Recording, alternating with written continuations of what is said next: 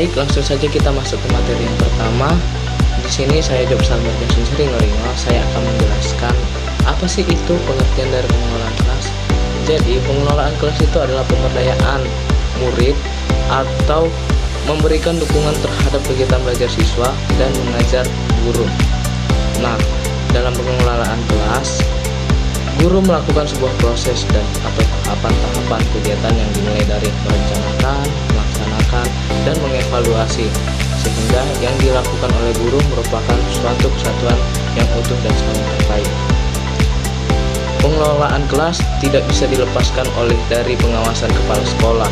Pengawasan ini dilakukan secara terus-menerus dan berkelanjutan untuk membina dan membimbing guru dalam meningkatkan kinerja. Pengawasan pada hakikatnya adalah memperbaiki hal belajar dan mengajar. Nah, faktor yang mempengaruhi pengelolaan kelas itu tercapainya tujuan belajar dipengaruhi oleh beberapa. Yang pertama adalah lingkungan fisik, kondisi sosial, emosional, dan kondisi organisasional. Nah, lanjut, saya akan menjelaskan tujuan pengelolaan kelas ini pada hakikatnya mengandung tujuan pengajaran, karena pengajaran merupakan salah satu faktor pendukung berhasil tidaknya proses belajar mengajar dalam kelas.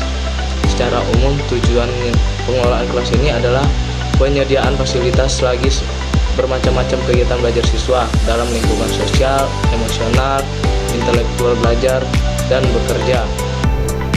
Baiklah, di sini saya akan menjelaskan mengenai faktor yang mempengaruhi pengelolaan kelas. Dalam kehidupan bermasyarakat, kita tidak bisa dilepaskan dengan aktivitas pembelajaran. Dengan kata lain, kita tidak bisa lepas dengan ruang dan waktu, karena kita tidak bisa terlepas dari kegiatan belajar. Namun, banyak faktor yang dapat menghambat tercapainya tujuan pembelajaran. Faktor-faktor tersebut datang dari faktor lingkungan, sosial emosional, dan kondisi organisasional. Faktor yang mempengaruhi pengelolaan kelas dalam rangka tercapainya tujuan belajar dipengaruhi oleh beberapa faktor, diantaranya lingkungan fisik, kondisi sosial, emosional, dan kondisi organisasional.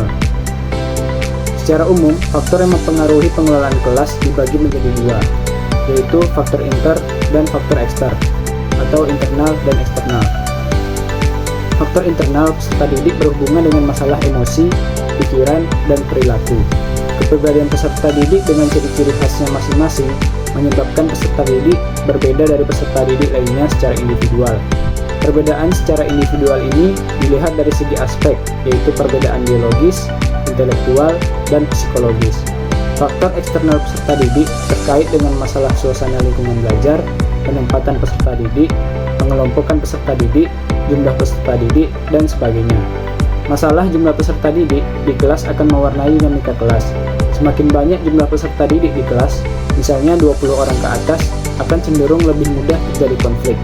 Sebaliknya, semakin sedikit jumlah peserta didik di kelas, cenderung lebih kecil terjadi konflik. Guru sebagai pengelola kelas atau pengelola pengajaran adalah guru yang memimpin jalannya proses belajar mengajar, menangani masalah atau hambatan yang terjadi selama proses belajar mengajar. Misalnya saat jam pelajaran setelah sholat zuhur, siswa mulai tidak fokus dan banyak yang mengeluh atau mengantuk. Untuk mengatasi hal tersebut, biasanya guru akan mengajak siswa ice breaking atau bermain games ringan supaya siswa bisa kembali fokus dan semangat.